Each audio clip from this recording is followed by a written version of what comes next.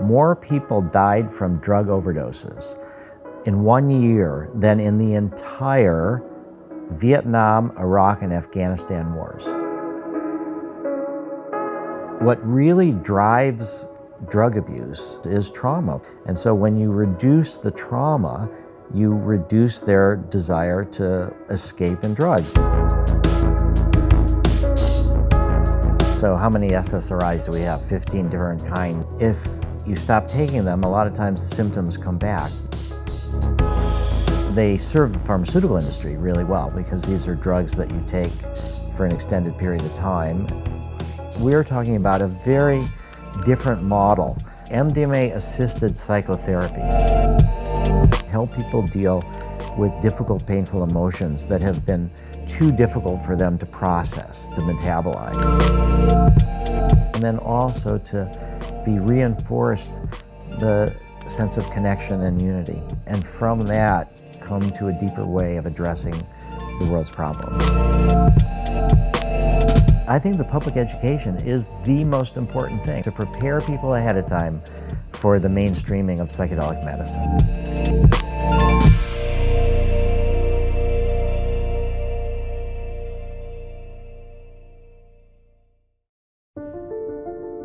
They say that the human race is doomed, that we have lost touch with our true nature, that the media has corrupted us, and that the planet has no future. I disagree. I believe that humanity is full of hope, and that our salvation lies within each one of us. My name is Brian Rose, and my job is to listen, the oldest method of learning known to man. Each week I seek out individuals that are changing the world, people who are living and thinking in a different way. Their stories will challenge your beliefs, make you question your choices, and perhaps inspire you to change. I never planned on doing any of this, but now I can't stop. Join me on this mission and make humanity something we can all be proud of. MDMA and ecstasy. These are just drugs used by crazy kids in the clubs, right? Wrong. They can actually be used for therapy for firefighters and soldiers in treating their post-traumatic stress disorder. Used in unison with two therapists, they can recreate these old memories and try to deal with them in a way where they can process them and move on with their lives. This is the work that Rick Doblin has been doing tirelessly for the past 30 years. This man's a saint, and in 2021, he tells me that the US will make it legal to use MDMA in therapy. This is a huge move, something we've really been hoping for many, many years, and I hope it opens up the use of psychedelics in many more things: end-of-life therapy, PTSD, smoking addiction, drinking addiction. And Rick has been doing so much incredible work with MAPS from the founding, and I know you're gonna love this conversation with him. Have an open mind, because this stuff really works in a clinical session. And over at London Real Academy, we've got a few of the things that really work as well, because we're closing down our business accelerator. And whether your passion is psychedelic drugs or human movement or organic coffee, I can show you how to take that passion and turn it into a revenue-generating business in 8 weeks. This is real talk, folks. Whether you're a business person or not, it's a way to scale your message and build something that can really make a lasting change. Click on the link to learn more, and here's a bit more about London Real Academy. London Real doesn't stop when the conversation ends. You see, that's when we get started. Because everything begins with a thought, and then comes the action. The London Real Academy is our global transformation platform. Here we bring together thousands of students from over 75 countries. Whether you want to build a profitable business from your passion, or learn to speak to inspire, or broadcast yourself with your very own podcast, or accelerate your life to become a high-performance person, we have the online accountability course and personal mentoring program that will make your dream a reality. Join us, and we'll take your life to the next level, together. Our next accelerator course is starting soon.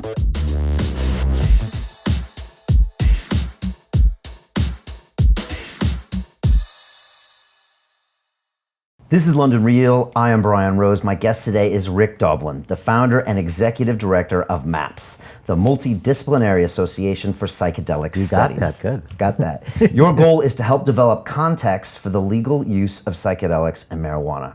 You are currently in phase 3 of clinical trials testing the combination of MDMA and psychotherapy as a safe and effective treatment for post-traumatic stress disorder. This has been in the works for you for about 30 years, and we'll get into that. Yeah. Ultimately, you want to explore how psychedelics can be used to resolve some of the world's biggest problems amongst religions and spirituality and for conflict resolution. Yeah. Rick, welcome back to London Real for the third time. It's a pleasure to be here, Brian, and to see the progress you've made and to be able to share with you some of the progress we've made. The culture is changing in some good ways. It is, and I was just thinking to myself, Rick Doblin is the OG gangster of, progress in psychedelic medicine. You really are the guy, and you were here 4 years ago and 5 years ago, and, a lot of people in this space got used to saying, wow, the tide is turning, and we're really feeling something like a wave here, or the world seems to be aligning, but more so right now, I'm seeing it more than any time, and yesterday we had Michael Pollan on here, and he's, publishing a book. He said it's his fastest selling book ever, right? And this is a guy who's made huge books in food and agriculture, now talking about psychedelics. You're here to meet with EMA. I want to hear about that, to talk about the phase 3 of this MDMA trial. You're still doing incredible work at MAPS, in the US with marijuana. And this is becoming a lot more of the conversation. It's almost like the public wants to have the conversation. And I'm curious what it all looks like from your perspective. Well, I would say that really we need to think about it as a 50-year process, with the backlash against the 60s and the psychedelics and the counterculture really starting around 65, 66 and really ramping up in 68, and the Controlled Substances Act in 1970, which criminalized all these drugs. Right. And you got to know the history a little bit to see kind of where we're going. Yeah, it is this multi-generational process. And so with the backlash that basically wiped out psychedelic research for multiple decades, what we've done since then is, as a culture, we've integrated spirituality, in a sense, yoga, mindfulness, meditation, all of which were very weird in the 60s. I mean, there was people that were worried if you did yoga, you were gonna, become a Hindu, or that you were gonna somehow or other adopt foreign religions. Meditation was, the Maharishi doing transcendental meditation with the Beatles and wearing robes and Hare Krishna people, and the whole mindfulness idea from Zen meditation, which was, again, very minimal and extreme. Now it's widely accepted, and it's even at the most traditional places are even teaching mindfulness to kindergartners and in grade schools. And we've also had a revolution, I think, in how we understand death and how we understand birth. So birth used to be medicalized, women were tranquilized, men were kept out of the delivery room, and now there's birthing centers, and it's a more holistic situation. My wife still is kind of a little upset when I, joke around how I was with her, and I was, just call me coach, I'll help you. And of course she had to do all the work. Right. But also death. And We've death. taken death out of the shadows, and there's hospice centers that didn't really exist. In 1974 was the first one in the United States, and now there's 6,000 of them. So places where you can kind of go to die and die with dignity. Yes, Okay. yes, and where they're not trying to forestall death like in a lot of hospitals at any cost, and putting people on ventilators and machines, just forgetting about quality of life. Okay, so culturally we've really advanced. We just put the psychedelic research on hold for 20 some years because of this kind of backlash to the LSD and Timothy Leary, and the government seeing that as anti-government. It just got squashed. Yes. And now it's coming back. I think it's coming back. The culture has matured in a lot of different ways, even in advertising and in movies. I mean, you go to many movies have sort of psychedelic scenes, or moving through wormholes, or kind of different kind of psychedelic imagery.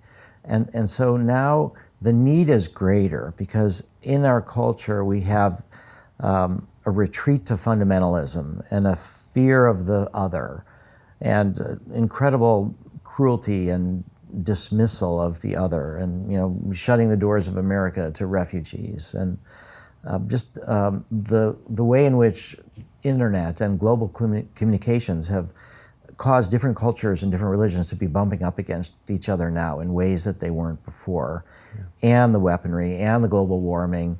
No matter how much you want to be a climate denier, the reality is the reality. And so I think the level of crisis, the level of species extinction, the level of environmental destruction, the melting of the ice caps, there's a lot of change happening, more so than in most periods of time, it feels like.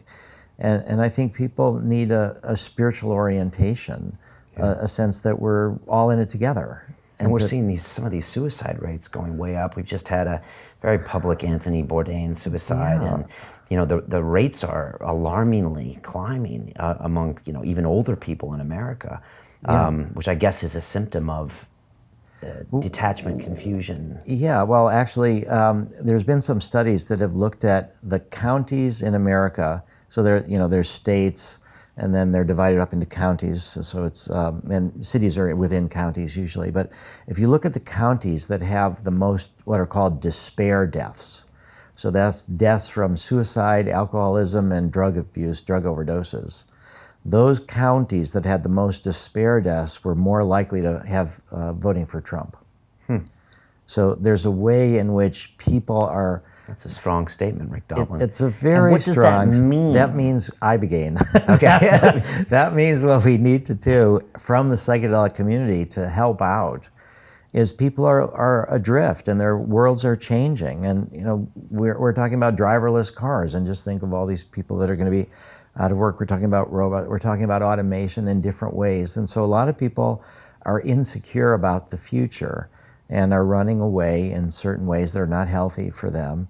And so I think ibogaine is a treatment for opiate addictions that can both help people reset their biological tolerances to get them off of and through the withdrawal process even easier, and then spiritualize people. Right. So I think what it means is that we need to help reduce the level of fear and anxiety that people have all over the world. Just to give you an example, I was at a conference recently in Oslo about human rights activists, and I happened to meet a fellow who was on the International Narcotic Control Board. So this is the group that monitors compliance with international drug control treaties for the UN, for the WHO. And he's from Colombia. And he was saying that everybody in Colombia has PTSD, and that he himself knows about 40 people that were murdered. I mean, he's in his 70s, but these are societies in turmoil, and we're seeing that more and more. And so I think the psychedelics, in a safe, supportive environment, offer the opportunity for people to metabolize fear in a way that they've been unable to do before, and then also to be reinforced the sense of connection and unity, and from that come to a deeper way of addressing the world's problems. Michael yesterday said that, it comes to the mental health pharmaceutical industry, there hasn't really been that many breakthroughs since Prozac. And you hear that and you're always thinking, but I thought I heard of the next drug and the next drug and the next drug, but they're not actually making a lot of progress here. And so I think when people are looking to some of these traditional psychedelics and even MDMA, it's just like, wow, we really need to think about this different, look at this different. And I think at some point today, definitely you should explain, like, what is this combination of MDMA and psychotherapy, because it's very interesting how it works as opposed to take this pill and call me in the morning, type of traditional pharma approach. But I mean, do you see those same things? Oh, yeah. Well, a lot of these developments in pharma have been what are called Me Too drugs. So how many SSRIs do we have? 15 different kinds of SSRIs. They all do essentially the same thing, and they're all meant to be administered daily. And they were intended initially to be for a period of months, and then supposedly you regain your balance and you don't need them, but actually what they've been used for is maintenance drugs for years, decades sometimes for people. And so they serve the pharmaceutical industry really well, because these are drugs that you take for an extended period of time. And then if you stop taking them, a lot of times the symptoms come back. They didn't cure anything, they muted the problems, but they weren't cures, they were palliative. And so what's being considered the greatest breakthrough in psychiatry in the last 30, 40 years is ketamine for depression. And that's being used all over America and much throughout Europe. It's starting to be used more. And there's an immediate reset for people that are depressed. Now, it doesn't always last. It often lasts only a week or two, and then people get another treatment. But it's a new mechanism for treating depression. It's a quick acting, almost immediate acting against depression, whereas these SSRIs and other drugs can take weeks sometimes or longer to build up to have an effect. So it's clear that in the field of psychiatry, ketamine is considered to be the most important breakthrough. And it's got psychedelic aspects. It's a dissociative anesthetic, but at roughly 1/10 the psychedelic dose, you can have, 1/10 the anesthetic dose, you get psychedelic experiences. So I think the field of psychiatry is primed for looking for new things and realizing that a lot of what they have, even with the SSRIs, sort of you could say the bloom is off the rose. I mean, there's people that say that, the placebo effect is hard to outweigh that, or even exercise can pretty much simulate these things. A lot. Yeah. Now, if I was to play devil's advocate and grab my grandmother from Flagstaff, Arizona, and she would say, hold on, Brian, I've heard of ketamine. That's the special K that those kids abuse. I've heard of psychedelics. That's that LSD stuff that they outlawed in the 60s. I've heard of MDMA. That's that ecstasy party drug that blah, blah, blah. Yeah. You're telling me that the solution to all of my problems with depression and these kind of things lies in party drugs that these kids do, these magic mushrooms? I mean, you have to admit, it's kind of preposterous if you don't understand the science, right? Yeah, I think so. And so what I would like to say to your grandmother, I'm channeling her now. Is that actually our marijuana PTSD study is in Scottsdale, Arizona. Okay. Yeah, she'd probably have something to say about marijuana as well. Yeah, so I would like to say to her that these are tools, and they can be used in all different ways. So if we were to say to her, think about airplanes, and she would say, those are the things that crash all the time and people die in crashes, or cars, that's the thing that drunk drivers use to kill people. So everything can be used in a poor way, can be used in a wise way. It's important, what the drug war has done is it's invested properties in drugs, regardless of the context. These are bad drugs, these are illegal drugs, these are addictive drugs. And it's like the drug is carrying all these properties. But it's really how it's used. So I would say to her, first off, that the party drug that she heard about, ecstasy, that people use at raves, it began as a therapy drug in the middle 1970s, and around 500,000 doses were used in therapy settings from the middle 70s to the early 80s. And some of the people that used it in those contexts said, this is a drug that a lot of people will want. I want to make a lot of money. I want to help people in some ways. This is better than cocaine, and I'm going to turn it into ecstasy. And that's when public use began, and that's when the government attention began. And in 1984 is when the DEA first moved to criminalize MDMA, and then in 85 they succeeded to criminalize it. And then 86 is when I started MAPS. Right, okay, as a direct result of that. Yeah, and we sued the DEA in 84, and we won a lawsuit. And the DEA rejected the recommendation of the DEA administrative law judge that therapeutic use stay. But for your grandmother, I would say that it's how we're talking about using it. And it's the same is true with cocaine. Let's even just say that cocaine is a medicine now for certain kind of nasal surgeries. Yeah. When I broke my nose in Thailand, they reset it in London, and I got the bill, and there was cocaine on the bill. And I remember I was a banker, and I floated on all my colleagues. I said, check this out. But that's what they used in my general anesthesia to kill the pain. Yeah. So it's a drug. Yeah. So I would say to your grandmother that the largest group of people, the increase in the use of marijuana in America is elderly people.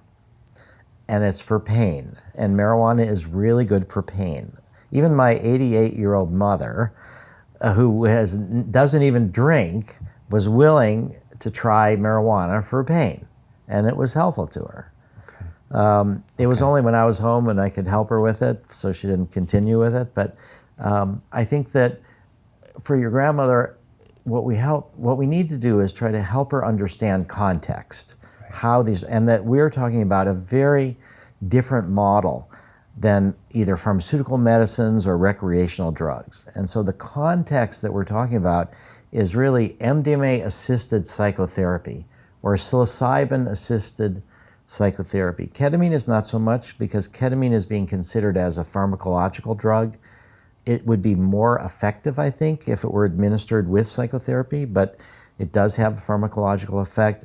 And so our therapeutic approach for MDMA is basically 3.5 months of therapy, 12 90-minute non-drug psychotherapy sessions, and only 3 MDMA sessions 1 month apart. Okay. So there's 3 therapy sessions before each MDMA session and 3 after the last. And then we look at people 2 months and 12 months after the last MDMA session. Okay. And so we're basically talking about an anti-drug strategy, because our goal is to help people with this intensive process of MDMA-assisted psychotherapy to not need drugs at all, not to need MDMA after. Right. One of the issues that the European Medicines Agency asked us at our meeting yesterday morning, as we're here to talk about bringing MDMA to Europe for PTSD, they were like, what about people that take MDMA in therapy, and are they going to go off afterwards and become ravers? And so... Fair question. It's a fair question. I'm sure you've answered much sillier questions in your life. Oh, well, yeah, what about holes in the brain, which is a total fabrication from Oprah and others, with doctored fake, imagery that she showed that people still have in the back of their minds, a lot of people. But and that you're still living with those implications. Yeah, right? Not so much anymore, though. I mean, the safety database that we've built up is pretty powerful. But the... And what did you tell them yesterday when they asked that question? Well, what I told them was that only 8% of the people that were in our study went on to use MDMA afterwards, that 29% had used MDMA beforehand, only 8% went on to use it afterwards, and they didn't, only 2 instances were in recreational context. The rest, they were trying to recreate the therapy setting, and that what really drives drug abuse in many cases is trauma, people running away from trauma. And so when you reduce the trauma, you reduce their desire to escape in drugs. And so we actually have data about people's alcohol use before and after MDMA. And it goes substantially down in a large percentage of people. And so I said that that's not something it's not a big risk. And also, the people that have used MDMA afterwards have used it 1.3 times on average, and this is 12 months after. Okay. So that's not a substance use disorder pattern of administration. They've experimented with it, a few of them. So, and then I also said that several of the people that were in our study, not a few, said, I don't know why they call this ecstasy. Because the process of taking MDMA in therapy is a process to help people deal with difficult, painful emotions that have been too difficult for them to process, to metabolize. Okay. And so, I mean, if we they're doing work in these sessions, going back to the IED, going back to the child abuse, going back to these situations where they can't actually process on a normal, conscious level. Yeah, they're grieving, they're shaking. A lot of trauma is stored in the body. And so there's a lot of times where people are just shaking, and because a lot of times when the trauma happens, you're thinking of survival. You're not able to really address the emotions, because then you're not going to be focusing on whatever you need to do to survive. And then because the trauma is so painful, people have a hard time sometimes processing it and storing it into long-term memory as if it's in the past, but it seems like it's always still happening, and people have nightmares and intrusive memories and triggers all the time. And so there's what we know about PTSD is that it reduces activity in the prefrontal cortex, where we think logically. It increases activity in the amygdala, where we process fear, and it reduces activity in the hippocampus, which helps us process long-term memories. And we know that MDMA does pretty much the opposite, in that MDMA increases activity in the prefrontal cortex to help you think even more logically. It reduces activity in the amygdala so that fears are more tolerable. You're not as hyperreactive to fears, and it increases connectivity between the amygdala and the hippocampus so that you can take fear-based emotions and move them through to where they become stored in long-term memory. Okay. And so one of the people, the vets in our study said, PTSD changed my brain and MDMA changed it back. So there was just a funny paper this morning that someone sent me about how LSD increases neural plasticity in flies. So flies, you give them LSD, they get new neural pathways. Okay. And we're not that different from flies in a lot of ways. We just did a study in, we donated MDMA to researchers at Johns Hopkins that did a study in octopi, giving octopi MDMA. Okay. And what they showed is that MDMA enhances pro-social behavior in octopi. And octopi and humans diverged evolutionary 500 million years ago. And so what this was showing, sort of evolutionary biology, how the serotonin system, which is both in octopi and MDMA, that somehow there's some consistencies in brain function that date back 500 million years that would produce similar effects in humans as in octopi are very asocial unless it's mating season. Okay, understood. But you give them MDMA in there. Now, if I was to try to paraphrase what you said, if say, for example, we took a soldier with PTSD, and this event happened, and they're feeling the symptoms of that, which is those three areas of the brain, and gone to extreme, that can mean you're having, every day can be difficult. Yes. And from what I understand from even our conversations before is that by going through the therapy and the MDMA therapy is that we can go back to that moment where it happened. And as opposed to in a normal conscious state, when you remember that, the panic comes back, you're there, the IED went off, your buddy's leg is flying through the air, your leg is gone, and you can never actually process it. Every time you go back there, you're unable to actually process it and move on. And so by doing this in this MDMA state, you're actually able, maybe for the first time, to actually see what happened and actually relive that and process that in some way to where maybe you can move forward. Is this a rough? That's a great way to describe it. Okay. And not only that, though, that people's memories are enhanced for the trauma. Okay. So a lot of times the memories of the trauma are so painful that they become subconscious or unconscious, and we're influenced them, but we don't even have direct access to them. And so, for example, we worked with a firefighter who was in a building where the roof collapsed and 8 firefighters got killed. And so he remembered what had happened. And under MDMA, he had the realization that he had skipped this whole section in his memory of some of the worst parts of it that he had just blocked out completely. And he thought it went from here to here, but there was this whole part that... And so under MDMA, the memory comes up from the unconscious. He's able to sort of disentangle what's called episodic memory and emotional memory get linked together. Okay. But under MDMA, what's happening is we're changing the emotional tone, which is fear, from when it's really happening at the moment, to something that's been processed, been metabolized, and it's into the past, and you're able to look at it with a little bit of a sense of peace.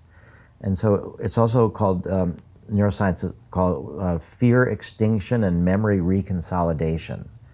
So the way memory works, it's distributed throughout the brain. You remember something, but it's not like taking a book off the shelf, reading it, and then sticking it back. You actually are like reprinting the book. You have to that's why sometimes people's memories change over time. You remember something and... It's not like a computer file. It's like you kind of get a few details and then you recreate what happened on the day. And that's why Grandpa tells that story and you're like, but Grandpa, I was there and that's not really what happened. And it was different than the last time you told me. Yeah. And so what we're, though, doing is trying to help people have a more accurate memory of the episode, but to replace the emotional tone. So when you reconsolidate the memory, you're reconsolidating it from a sense of peacefulness that the MDMA can give you and a sense that the episode happened in the past. It's not always about to happen again. Okay. So then when you've reconsolidated the memory in that way, the next time you remember it, you remember the episode, but you've switched out the emotional tone to it. and that's how you no longer have PTSD. Does this repair the brain, like forever, or does it just kind of minimize damage? Well, it's more repairing the brain, because what we see is from fMRI brain scans before and after in some of the subjects that there has been a reduction in activity in the amygdala. And so what we learned with the flies, was that LSD creates a neurogenesis. So you're actually creating new neural pathways. And some pathways that are like, habits are so strong, the habits of fear, you've rerouted the way you recall an incident. And so, there's neural growth, there's neurogenesis, and sometimes this can happen in just one session. I mean, there's been Vietnam vets that have had PTSD from Vietnam that have used MDMA and been able to overcome their PTSD. So there's some ways in which we're learning how to change the brain. I mean, that's Michael Pollan's book, How to Change the Brain. Yeah, which is an interesting title. Or How to Change Your Mind. Yeah. But I think when we think about changing your mind, it's like having a different opinion. Right. But it's actually rewiring. Right, which is what we're talking about here. Yeah. Talk to me about your typical patient, with PTSD. Is it the fireman? Is it the Iraqi soldier, the Afghan, the Vietnam, or is it someone else I'm not? Yeah. And what's the real world implication of this? Like, this is the population. This is where we want them to get. And if we can do that with them, that means we can do it to other people? Yes. Okay, it's a few questions. Yeah. So the typical patient, one of the things that we learned in the phase 2 studies, so basically you have preclinical studies in animals, you're trying to look at toxicity and look at what it might do. Then you have phase 1 studies in healthy volunteers that are talking about just safety. Let me rewind everyone just a little bit here. So I just learned today that Merck created MDMA in 1912. Yes. Right? And you also said that some Merck people have been helping you with this latest, introduction to the EMA. Yeah. And it was known about. They didn't know what to do with it really, and then it became used in the 70s and 80s, you said, with psychotherapy. Yeah. And then some people saw it and said, okay, we can use it for other ways. Yeah. And it got really big in the 80s, even in Dallas. Is that where you were? Or no, but I heard about it. Okay. And at that point, it wasn't illegal, but people were taking it. And you said the first time you took it, you were like, there's something different here. Yeah, I took it in 1982 for the first time. At a time when it was still being used quietly as an underground therapy drug. Underground because even though it was legal, similar drugs, MDA, were illegal, and we just didn't want people to know about it. And it was also in the early, middle stages of ecstasy.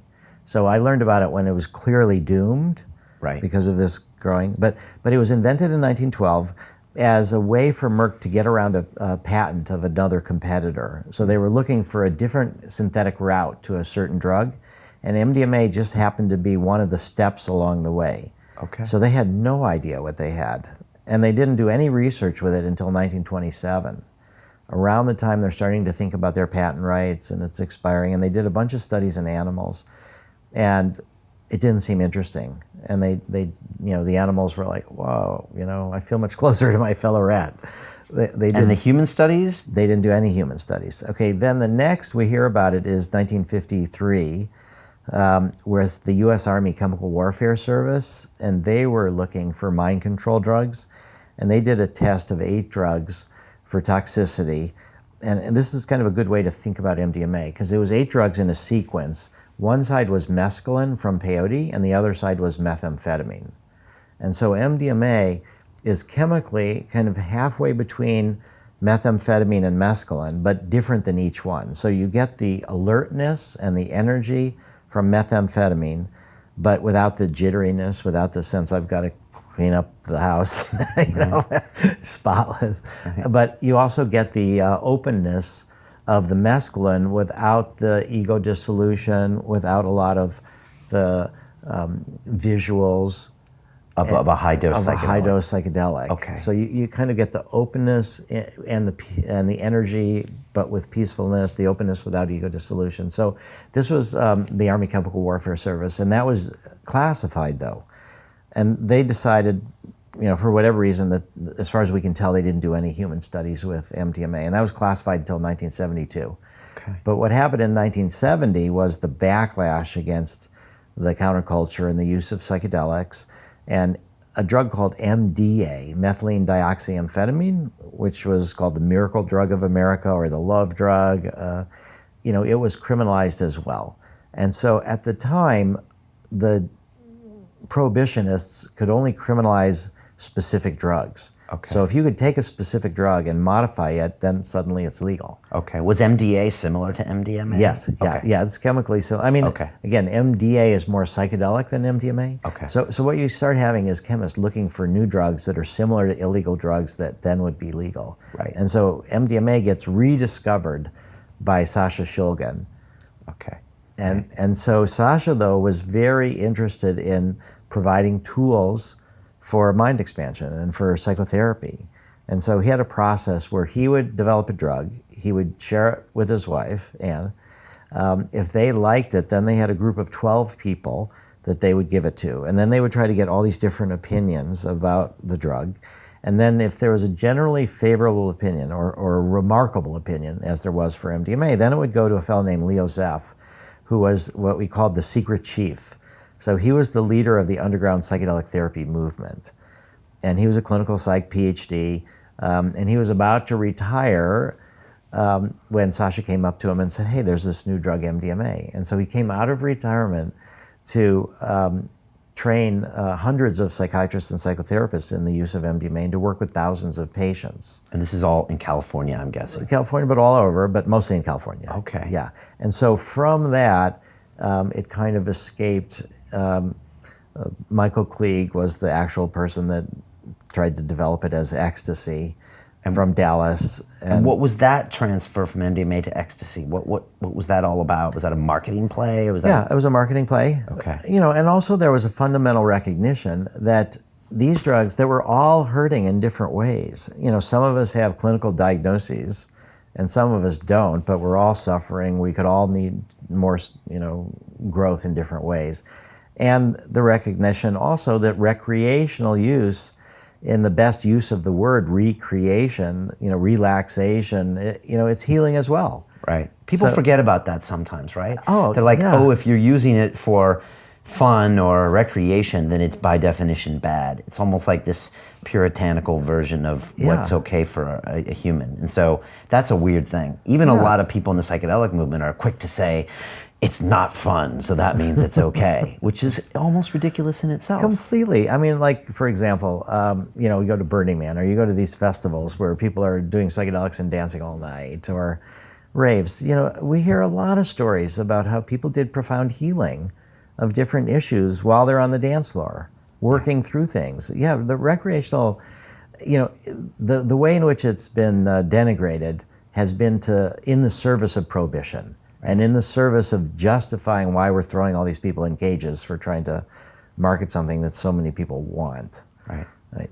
But then... Okay, so MDMA kind of moved into the ecstasy. It became more known for recreation, while this other thing was still going on with the therapy. And still quiet. Still quiet. And all of the people on the inside knew that once it became slightly big recreational, it was only a matter of time until the government came in. Yes, and so that's where we started the strategy of preparing for the crackdown. So I learned about LSD in 1971 and 72, is when I was just 18 years old and I was taking it at college. And I learned about it after the backlash. So I remember going to the guidance counselor at school and saying, I'm having trouble integrating all my LSD experiences. Would you help me? And I was so lucky. I mean, I was at New College of Florida, which was very sympathetic. It was a nudist colony at the pool, donated to the college by a woman who'd studied with Carl Jung. It was the Honors College of Florida now. Anyway, I went to the guidance counselor, and they were sympathetic. And so they gave me this book to read, Realms of the Human Unconscious by Stan Grof, about his LSD research in Prague in the Czech Republic, and then at Johns Hopkins. And everything came together when I read that book. And I actually wrote him a letter in 1972, and he wrote me back. Wow. And but he was saying the research was all shut down.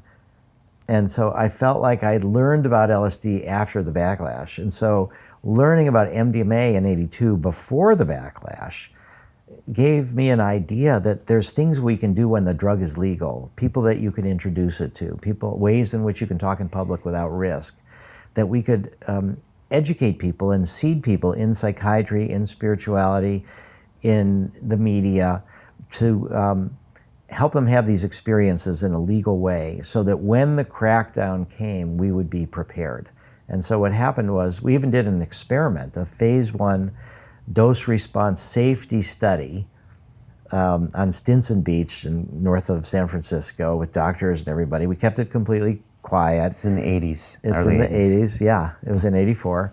As a way to gather some safety data, but to keep it quiet. And then in the summer of 84, DEA moved to criminalize MDMA. Kind of as expected. As expected, and there's a 30-day comment period. They have to publish something in the Federal Register. And then once they do that, people have 30 days if you want to object. And of course, nobody's ever objected to when they do these things to criminalize drugs.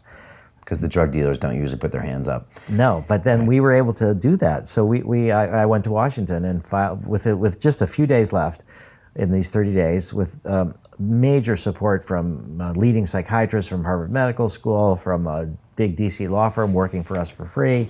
And I said, I want a hearing. Did you have your Harvard degree, your No. PhD yet? I was just an undergraduate Okay. at New College. You know, I dropped out for 10 years after doing LSD and went back in 82. Okay. I felt like I needed to get grounded. I needed to, the emotional balance was more important to me than being in school. And in general, you could say that we as a human species are overdeveloped technologically, intellectually, and underdeveloped emotionally and spiritually. And that's why we're struggling with the technologies that we have and the weaponry that we have. And so we need to accelerate our emotional spiritual development somehow to cope with the incredible rate of technological change and the dangers that we all face as a species. And so that's where I felt, once I realized that continuing on this path that my parents had set me to go to school, that there was something more important. And the world was in flames around me. I was a Vietnam draft resistor. I was planning to go to jail, or I didn't. I assumed that they would catch me and put me in jail. Okay. I didn't want to go fight, and I didn't want to run away, and I didn't fit the definition of conscientious objector, because you need to be against all wars and you need to be a pacifist, which I'm not. But anyway, and at the same time, you had seen Cuban Missile Crisis. We're going to the moon, more technology. Yeah. And you're just feeling like a lot of change. And I'd learned about the Holocaust, and I just thought this vulnerability to insanity and to dehumanization is really what's the bigger threat to me and my family. And so that's what I would sort of start to focus on. And so when I was able to finally realize that MDMA and psychedelics were a tool for this, that's where I decided at age 18. So it's really